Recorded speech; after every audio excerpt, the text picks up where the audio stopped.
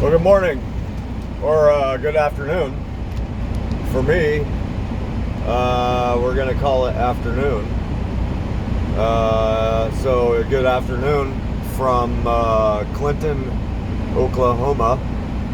Today is Thursday, October 1st, and the local time here is 1:03 p.m. Would make it 11:03 Pacific Standard Time, California, and temperature is probably, let's take my finger out the window here. Oh, mid 70s, low 70s, yeah, 72, 71, something like that. The old gauge here on the truck. We've been sitting here for a little while, right next door to Love's that is actually being worked on. But yeah. So Clinton, Oklahoma, about 72 miles from the state line to Texas, where I actually spent the night over on the off-ramp here that pulls into a Love's. And as I was rolling up here, I was debating on whether to look for parking at the Love's or just to stay on the off-ramp. And I'm glad I chose the off-ramp because they are working on the pumps here. And the only parking for trucks is in the back, and the only way to actually maneuver it all back there is to do blindside backing. And once you pull in, you don't have a choice.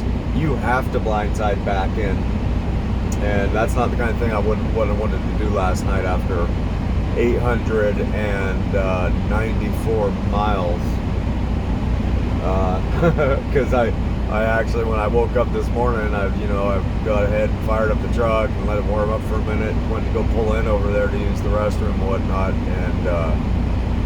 and took a left turn into their driveway and realized pretty quick that there was going to be no way to go through forward. So I actually had to blindside back out onto the street, which was no big deal, but almost got locked up in there. So yeah. Finally, I made a good decision when it comes down to Love's has no fuel for y'all. So I'm glad I actually made a decent decision as far as where to stop. So anyhow, so we're about to get underway here. Yep, and just continue on westbound en route to Hurricane, Utah, which is basically on the south side of Utah near the state line. So here we go.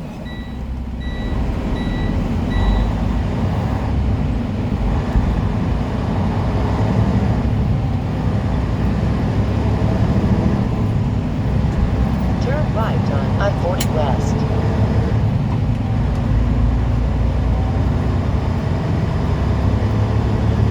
I can see one of those trucks that I just tried to tell he had no fuel. He's pulled in all the way over there and realized pretty quick he can't get out now.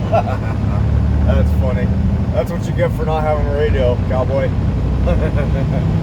Yep.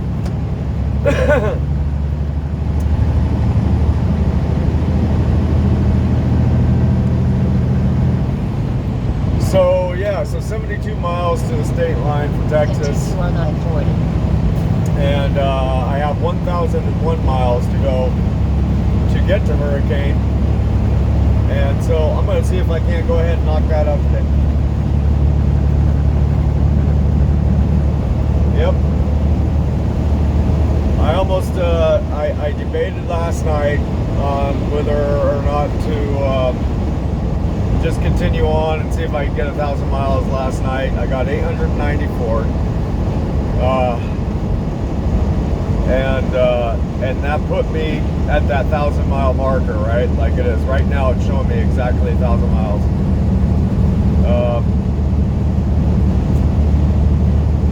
And I was like, well, I don't know. I'm kind of tired. So I got a good long sleep last night. I think I slept pretty well straight for about 9 hours, or at least pretty close to it. So I think that puts me in a pretty good position to knock out 1,000 miles. And actually, now that I think about it, I'm looking at actually 1,100 miles because I have to take the long way around, and I forgot about that for a second there. But I can't go straight up once I get to Flagstaff. I can't go straight north from there because there's it's called 89 alternate, and I think a 389 that would take me kind of up in the direction I want to go, but they're all restricted for drugs, so can't do it. So I got to go up to, I think I mentioned this in one of my last videos, I got to go out to Las Vegas via, I think, 193. And I've taken 193 before, so I know it's all doable. You can kind of go past like Hoover Dam, that route. And the last time I did it was at night. And if I actually have the wherewithal to push on this whole way, I'll be doing it at night again. I don't know, we'll see.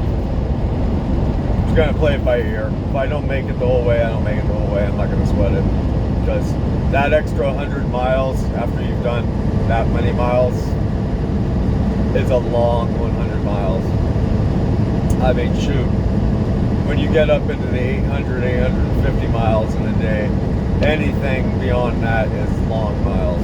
It just becomes like you start looking at the, you know, on the GPS here, you know, and it shows me how many miles are left, and it ticks down. You start looking at it every mile that it ticks down, like, wow, it's only down to 997 now. Wow, it's now only down to 996 now. That's it. You start looking at every one, like every second on the clock, every minute. So, yeah, that's when you know you're kind of like, man, I need to get off the road.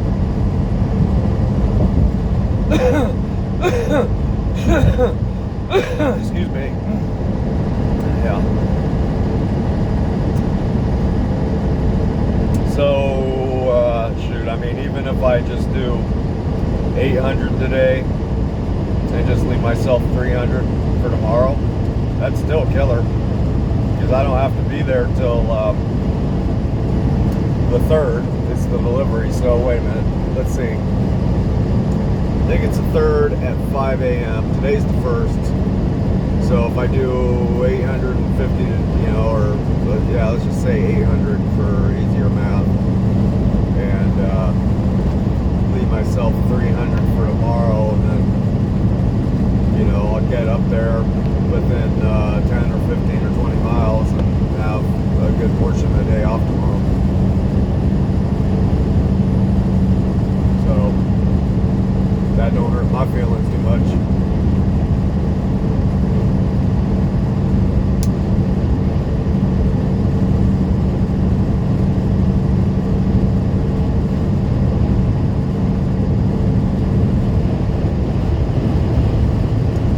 Smokes, it is windy. It was really windy last night. I could feel it all night through on the truck. Actually, that's not true. I slept pretty damn good. I slept through it pretty well, but before I was going to sleep, it was pushing the truck pretty good while I was, you know, laying down, you know, waiting to nod out. You know, just little gusts come along and push the truck a little bit, and you're like, wow, what was that? But yeah, so it's still quite windy today.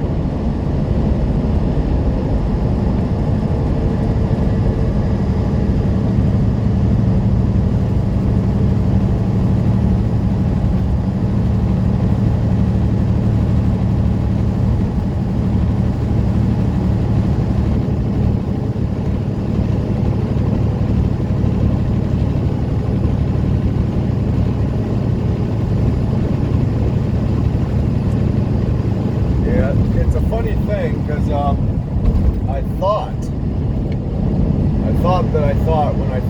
thought last night that I had gotten within a little bit closer miles to Texas. I thought I was actually far closer to Texas. then I ended up, there you go, Amarillo 172.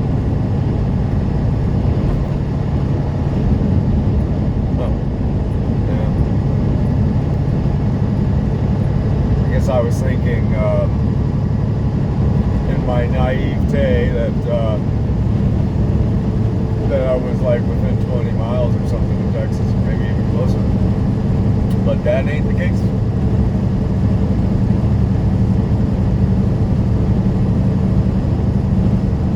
Man, look at these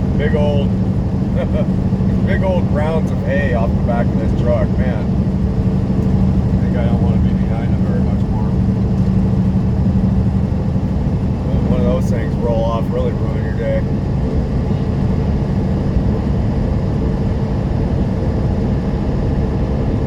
Thing's massive.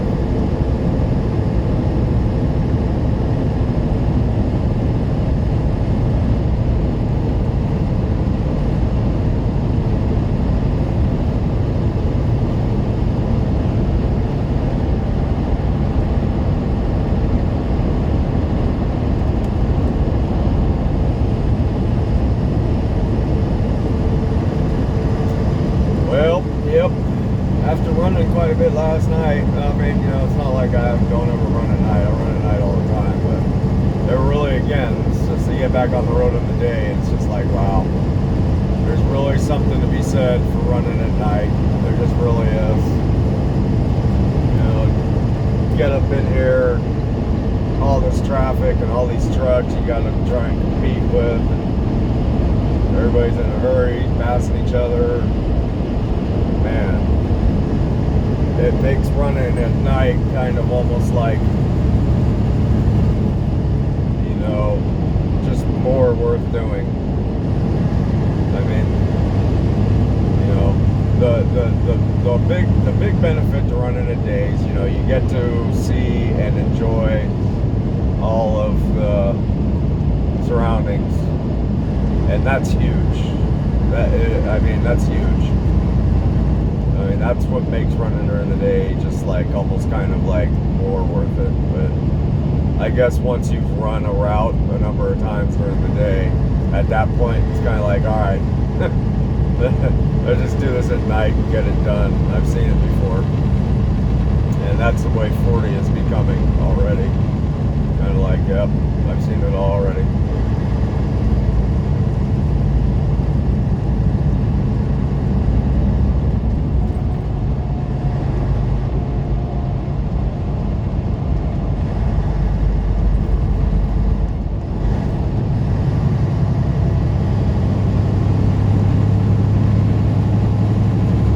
And see, here's the other thing too, was last night when I was running here through Oklahoma, all the way to Oklahoma City, and for, you know, a portion of the way out of Oklahoma City or westbound, there was a lot of that, but we just went through a whole bunch of those one lane closures and split lane shifts, and they were pretty long too. Like that one was really short, maybe a quarter mile long. But there was a whole bunch of them last night, and I was going through so many of them. It was like that was the big motivating factor as to how to, you know, why to keep pushing on as far as I did, because I was pretty tired at like 700 miles. I was already feeling like, man, I wouldn't mind getting off the road. And I ho-hummed about it, but I'm glad I pressed on. Not being redundant, I know. Yep, I am. I'm Mr. Redundant. It's true.